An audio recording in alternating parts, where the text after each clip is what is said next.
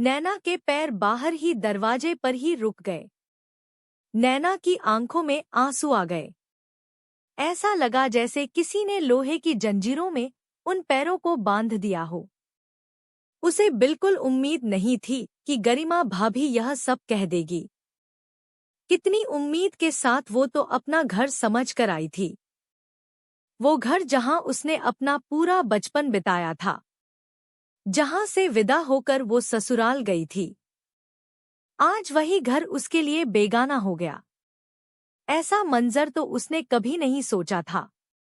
माँ आंसू बहाए जा रही थी, पर भाभी थी कि अपने मुंह से आग उगलने के अलावा कुछ कर ही नहीं रही थी।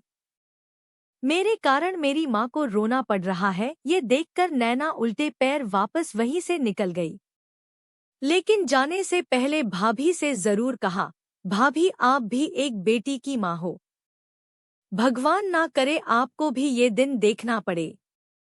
पर उसकी बात सुनकर भाभी ज्वालामुखी की तरह फट पड़ी।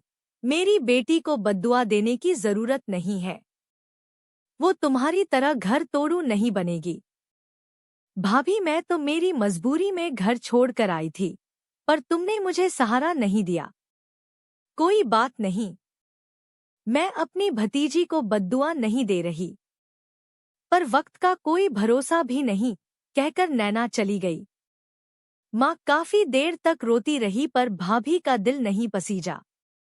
भैया मुख दर्शक बनकर खड़े रहे, लेकिन अपनी पत्नी के खिलाफ एक शब्द नहीं बोल पाए। कितनी अजीब विडंबना है। अपनी बहन के लिए दुनिया से लड़ जाने वाला भाई कभी कभी अपनी पत्नी के सामने मौन हो जाता है, यह जानते हुए भी कि बहन गलत नहीं है। ललिता जी के 2 बच्चे थे, गगन और नैना। गगन बड़ा था और नैना छोटी। गगन और नैना में पूरे 8 साल का फर्क था। गगन की पत्नी गरिमा थोड़ी तेज स्वभाव की थी। उसकी एक बेटी भी थी, मनु। अपने आगे तो गरिमा किसी को कुछ समझती ही नहीं थी। नैना का ग्रेजुएशन पूरा होते ही गरिमा ने उसकी शादी की रट लगा दी। अरे और कितना पढ़ाओगे? इसने पढ़ तो लिया, अब क्या जवान बहन को घर पर बिठा कर रखोगे? शादी करो और ससुराल भेजो। पर बहू इसे थोड़ा और पढ़ लेने दे। पढ़ लिखकर पैरों पर खड़ी हो जाएगी तो अपनी जिंदगी खुद संवार लेगी। ललिता जी ने विनती करते हुए कहा, बस आप जैसी माने होती है जो अपनी बेटी का घर नहीं बसने देती। लड़कियां ज्यादा पढ़ लिख जाती है ना तो भी सिर चढ़कर नाचती है। ग्रेजुएशन ही काफी है। मेरे माता पिता ने 12वीं के बाद ही मेरी शादी करवा दी थी। तेरे माता पिता ने जो किया वो किया होगा, वो उनकी सोच थी। हमने तो तुझे पढ़ने के लिए कहा था, पर तू आगे पढ़ी नहीं। अब मेरी बेटी को पढ़ लेने दे। देखो माँ जी, मेरा पति घर की पूरी जिम्मेदारी उठाता है, उसके अलावा कोई कमाने वाला नहीं है। अब जितना पढ़ना था हमने पढ़ा लिया, अब उसकी शादी ही होगी। आखिर हमें भी हमारा भविष्य देखना है, गरिमा ने एक तरीके से अपना फैसला सुनाते हुए कहा। उसके आगे गगन भी कुछ नहीं कह पाया और ना ही ललिता जी। आखिर लड़के वाले बिना दान दहेज के शादी कर रहे थे, इसलिए बिना किसी छानबीन के उन्होंने नैना की शादी अमर के साथ पक्की कर दी। अभी 3 महीने पहले ही नैना की शादी अमर के साथ हुई थी। अमर एक नंबर का शराबी था। शराब पीकर आना और फिर नैना से गाली गलौज करना उसके लिए बहुत साधारण से बात थी।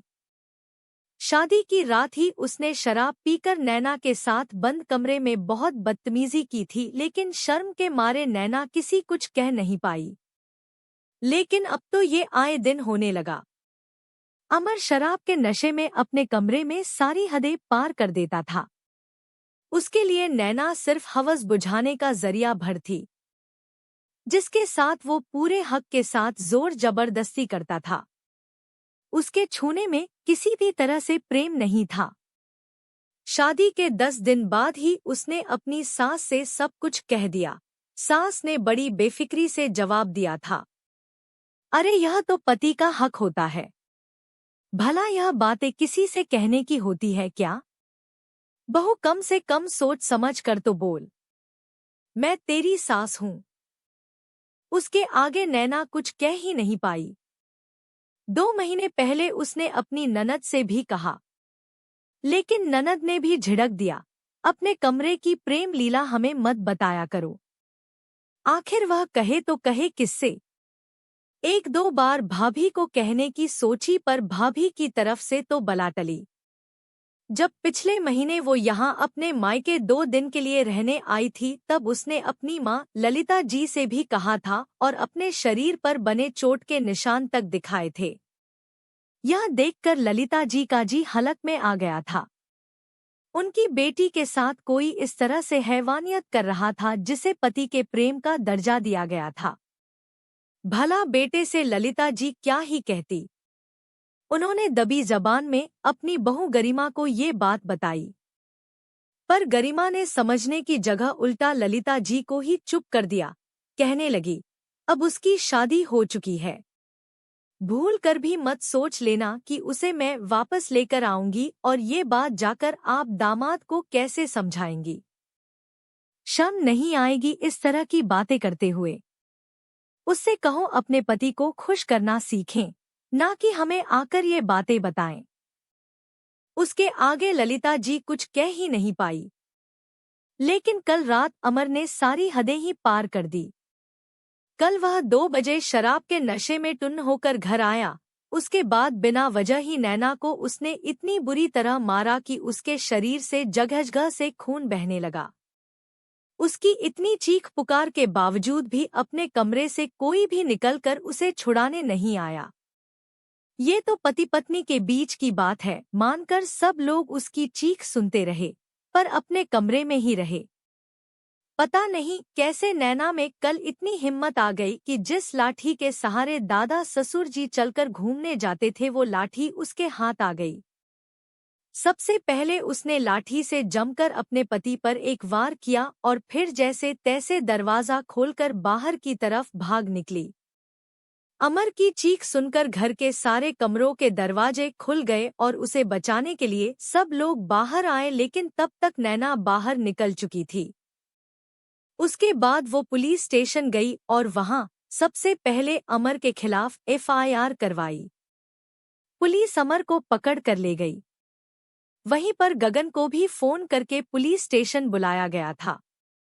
लेकिन अब ससुराल वाले तो नैना को रखेंगे नहीं, इसलिए गगन उसे अपने साथ घर ले आया। घर में नैना ने अपने कदम रखे भी नहीं थे कि भाभी ने चिल्लाना शुरू कर दिया, क्या लेने आई है अब यहाँ पर? सारे समाज में हमारी थू थू करवा दी। इससे अच्छा मर जाती, ज्यादा अच्छा था।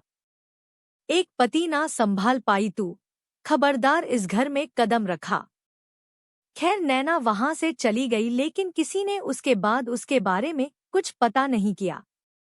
इस सदमे को ललिता जी बर्दाश्त नहीं कर पाई और कुछ दिनों बाद इस दुनिया से कुछ कर गई। बस कहीं से उड़ती उड़ती खबर आई थी कि नैना का अमर से तलाक हो चुका था और अब वो कहाँ है किसी को नहीं पता था। समय का पहिया यूं ही चल रहा था। आज इतने सालों बाद गरिमा अपनी बेटी मनु के लिए परेशान है। दहेज के लालच में ससुराल वाले उसे लेकर नहीं जा रहे थे और गगन की इतनी स्थिति नहीं थी कि वो उनके मुंह मांगी कीमत उनको दे सके। मनु को भी मारपीट कर वो लोग घर पर छोड़ गए थे, ये कहकर कि जब पैसों का बंदोबस्त हो जाए तो ससुराल छोड़ जाना। अब मनु ससुराल नहीं जाना चाहती थी, इसलिए अपने पति के खिलाफ नोटिस भिजवाने के लिए गरिमा और गगन के साथ वकील के पास आई थी और वकील का ऑफिस के बाहर बैठकर अपनी बारी का इंतजार कर रहे थे। अपना नंबर आते ही वो लोग अंदर गए तो वकील ने उनकी सारी बातें ध्यान से सुनी। अभी वकील साहब के सुन ही रहे थे कि उनकी पत्नी अंदर आई। उसे देखकर गगन और गरिमा हैरान रह गए। ये तो नैना थी, वही नैना जिसके लिए घर के दरवाजे गरिमा ने हमेशा हमेशा के लिए बंद किए थे। नैना भी उन्हें देखकर पहचान चुकी थी, इसलिए वहीं की वहीं खड़ी रह गई। अरे मैडम, वहां कैसे खड़ी रह गई? अंदर तो आओ। अचानक वकील साहब ने कहा, ये मेरी पत्नी है, नैना।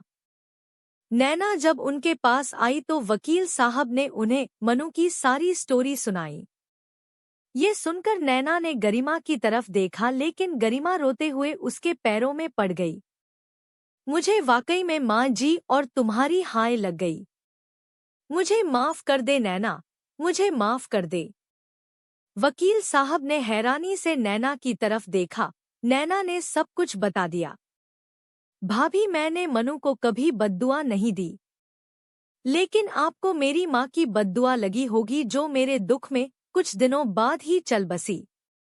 मेरी किस्मत अच्छी थी कि मुझे वकील साहब का साथ मिल गया, जो उस समय मेरा केस लड़ रहे थे।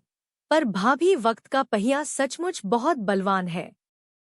हालांकि मनु का केस वकील साहब ने ही हैंडल किया, जल्दी ही उसका तलाक भी करवा दिया, पर नैना ने फिर भी अपने मायके में कदम नहीं रखा।